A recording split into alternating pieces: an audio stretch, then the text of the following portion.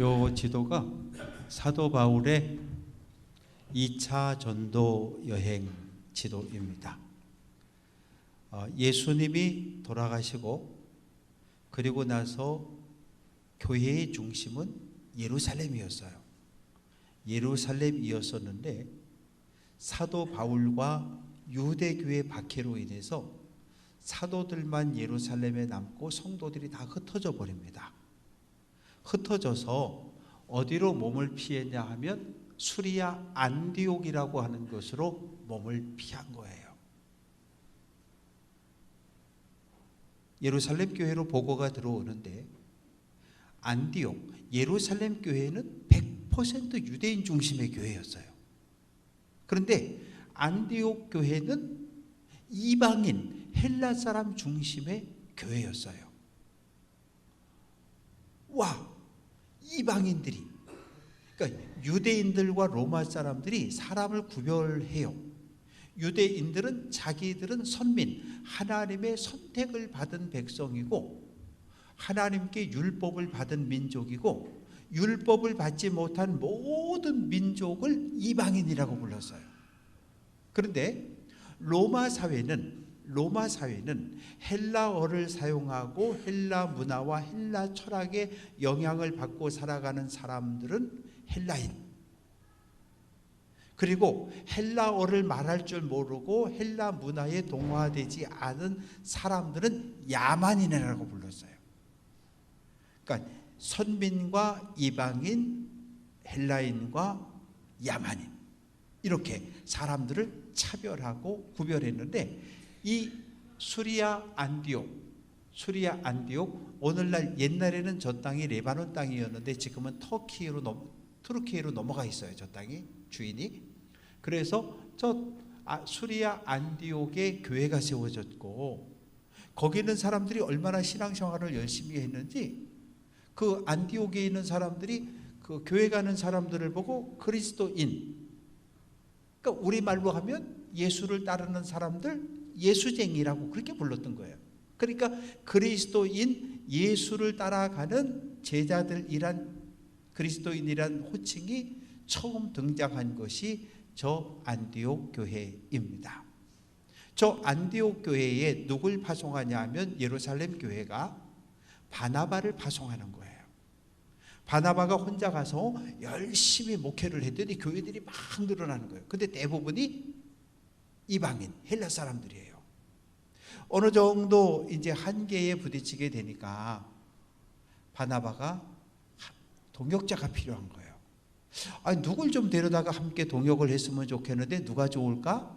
생각을 하다가 잊혀진 사람이 하나 있어요. 바울입니다. 사울이에요.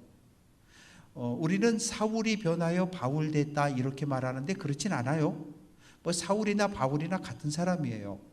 사울이라고 하는 이름은 히브리식 이름이고 바울이라는 이름은 헬라식 이름이에요.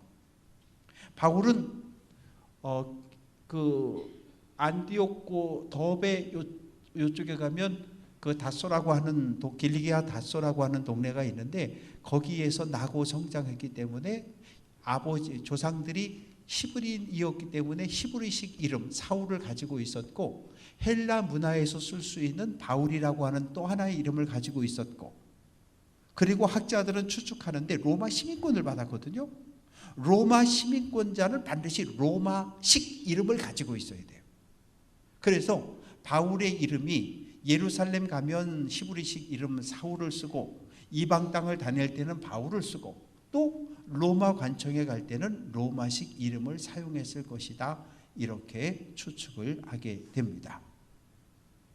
예루살렘 교회가 주 70년 로마 군대에 의해서 완전히 파괴가 되고 멸망을 당합니다. 예루살렘 교회 자체가 없어져 버렸어요. 그러면 세계 교회의 중심이 예루살렘 교회에서 어디로 바뀌었어요? 안디옥 교회로 바뀌어 버렸습니다. 안디옥 교회로. 바나바와 바울이 동역을 하면서 교회는 점점점 부흥하고 성장하던 어느 날 하나님께서 교회에 명령을 하시는 거예요. 바나바와 사울을 구별해서 세우라는 거예요. 뭘로? 선교사로. 성경께서 바나바와 바울을 선교사로 파송하라는 거예요. 그런데 성령의 인도하심에 안디옥 교회는 아멘으로 순종합니다. 이거 안 될 수 있잖아요. 안 될 수 있잖아요. 왜? 아니 쉽게 말하면 담임 목사하고 부목사가 같이 동역하고 사역을 했는데 어느 날 갑자기 광고 시간에 저랑 신목사님이랑 여기 서가지고 여러분 우리는 이제 성령의 인도하심을 받아 중국으로 아프리카로 선교사를 떠나야 되니까 모두 안녕히 계시라고. 그렇게 하면 여러분들이 잘 다녀오세요 그러겠어요? 말이 되냐고. 후임자를 세워놓고 가든지 가지 말든지 한 사람만 가든지 어떻게 둘 다 한꺼번에 가냐고. 말도 안 되는 소리라고. 아마 교인들 대부분이 그러실 거예요. 그러나 안디옥 교회는 성령의 인도하심에 순종을 하게 됩니다. 그래서 이제 안디옥고 아래쪽에 구브로라고 하는 섬이 있잖아요. 이 섬이 바나바의 고향입니다. 바나바의 고향. 그래서 바울과 바나바가 안디옥 교회에서 파송을 받아서 구브로 섬에 들려서 여기서 복음을 전하고 여기서 이렇게 바다를 건너서 루스트라 더베. 근데 여기를 가려면 산맥을 하나, 타우루스 산맥이라고 하는 해발 아마 한 7천, 8천 정도 1년 내 눈이 쌓여있는 아주 높은 산맥을 넘어가야 돼요. 그러니까 누가? 함께 따라갔던 마가라 하는 요한이, 바나바의 조카가 예루살렘으로 그냥 가버린 거예요. 집으로. 나 힘들어 못 가겠다고. 그렇게 해서 1차 전도 여행을 마치고 예루살렘 교회 가서 보고하고 다시 안디옥으로 내려왔다가 안디옥에서 2차 전도 여행을 떠나는 이야기예요. 2차 전도 여행을 보면 안디옥에서 이제 바나바는 조카 마가를 데리고 구브로 고향으로 갔고, 그리고 바울과 실라는 안디옥을 출발해서 더베, 루스트라, 이고니온, 비시디아, 안디옥, 그리고 무시아, 드로아까지 갔어요.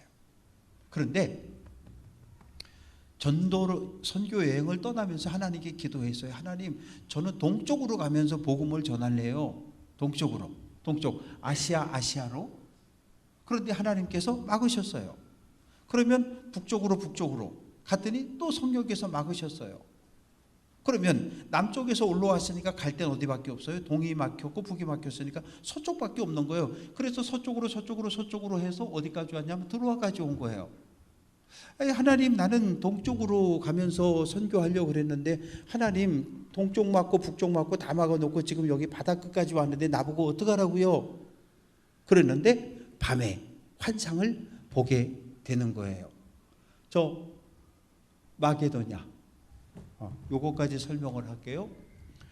이 고린도가 있고 데살로니가, 베레아가 있는데 로마 제국은 이 땅이 오늘날 그리스거든요. 그리스를 남북으로 둘로 쪼개놨어요. 북쪽은 마게도냐의 수도가 데살로니가예요.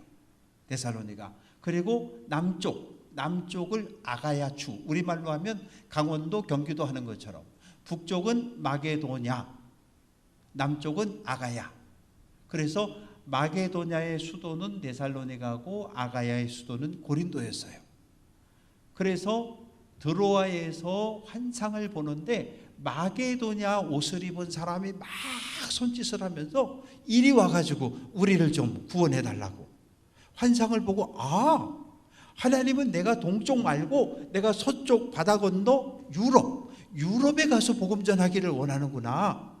그래서 배를 타고 네아폴리를 거쳐서 빌립보라고 하는 성에 도착을 하게 되는데, 빌립보는 대단히 큰 성입니다. 그리고 그곳에서 누굴 만나게 됩니까? 자주장사 루디아를 만나게 되잖아요.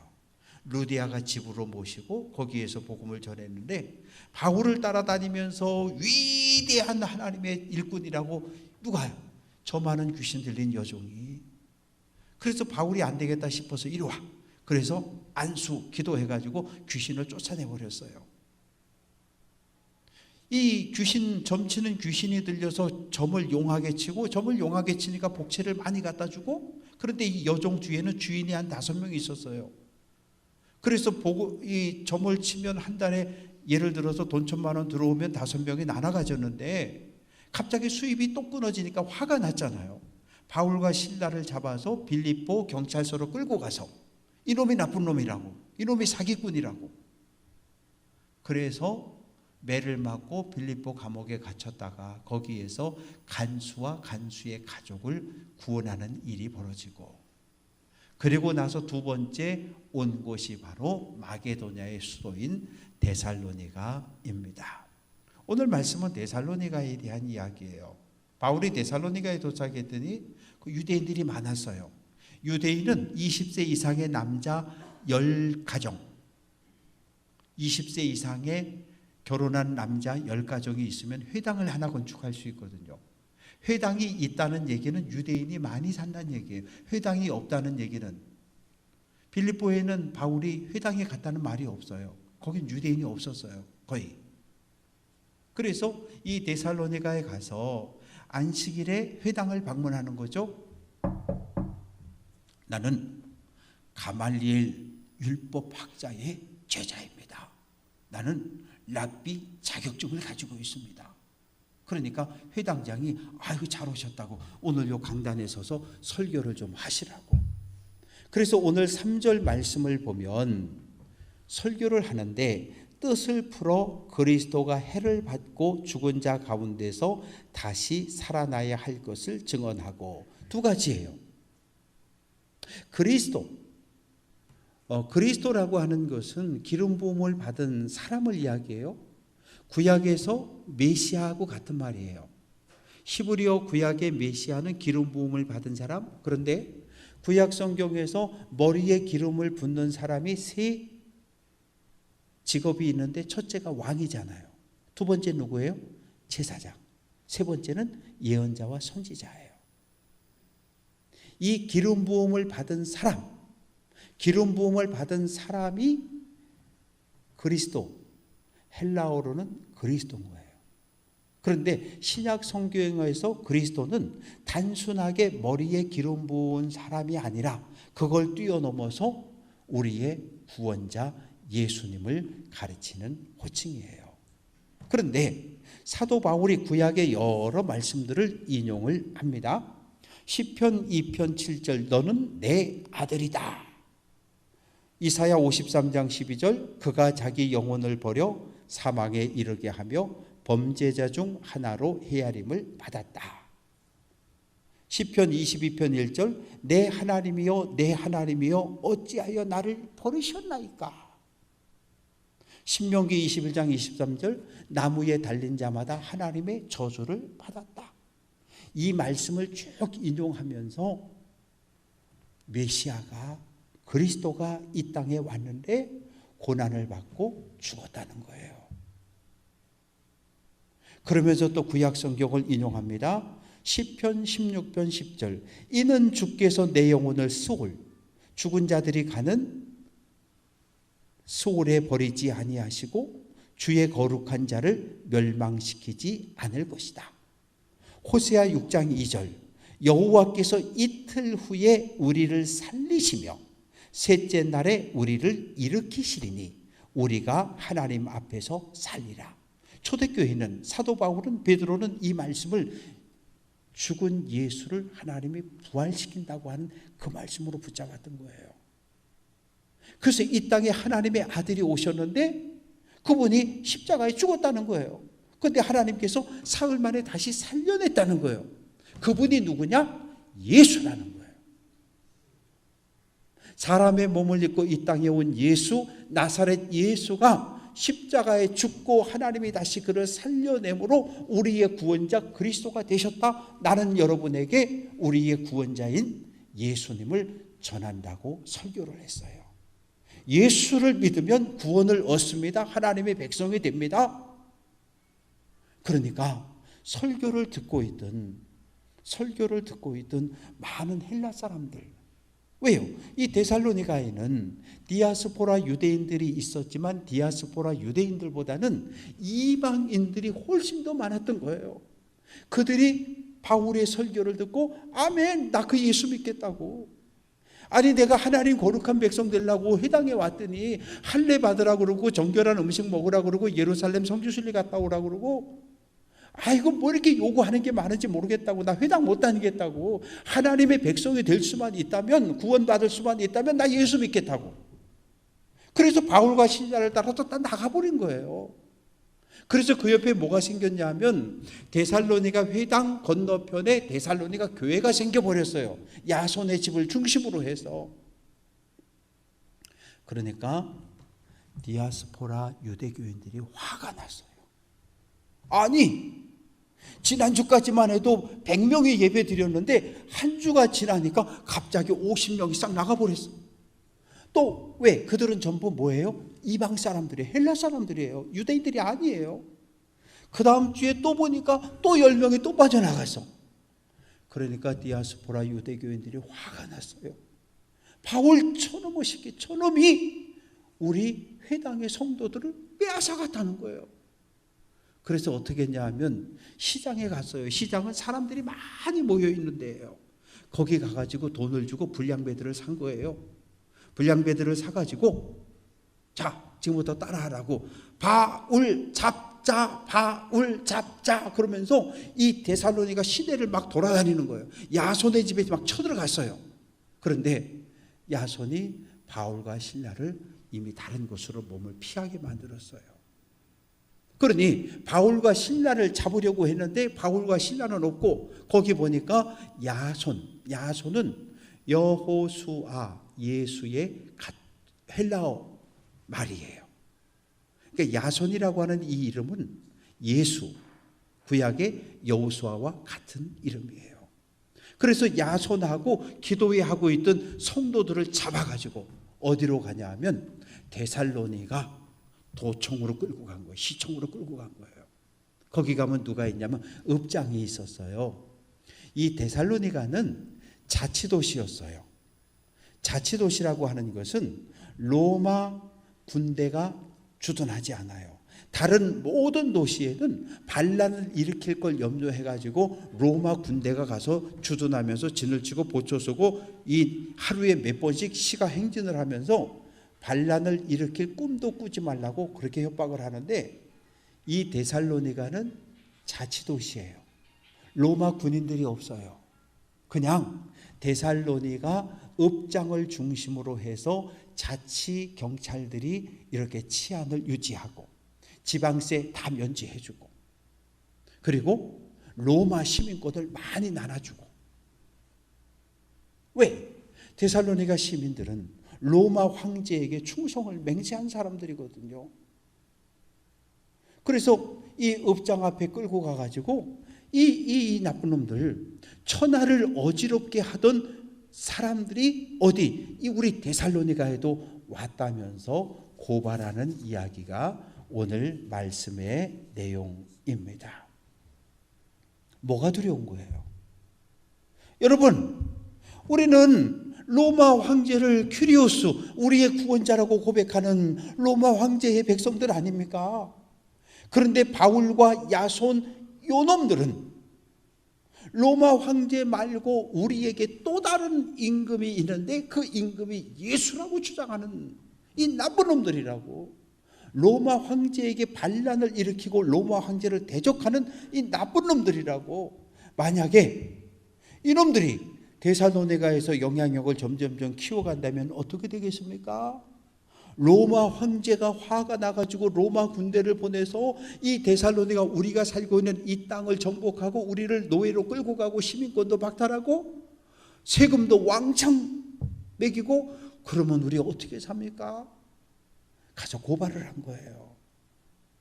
그런데 읍장이랑 사람들이 그 불량배들의 말, 디아스포라 유대교인들의 말을 그대로 받아들이지 않아요. 생각해 보는 거예요.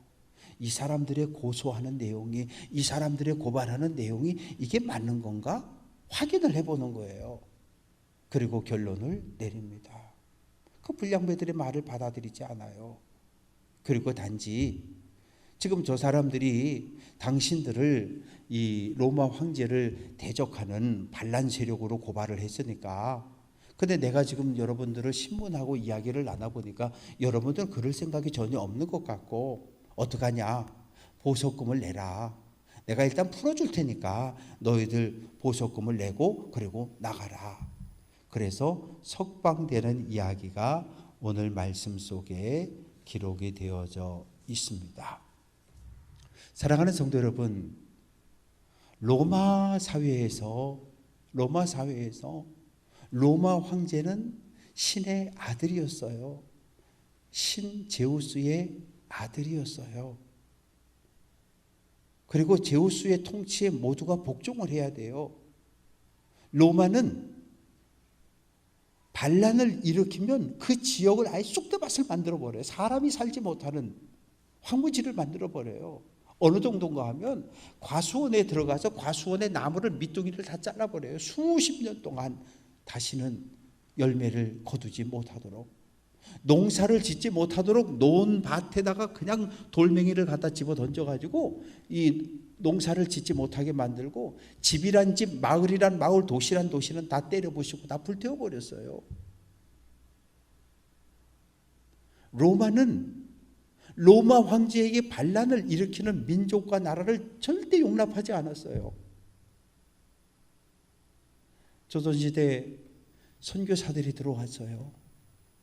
많은 사람들이 복음을 듣고 세례를 받았어요. 세례 받기 전에 마지막으로 선교사들이 질문을 던지는 거예요.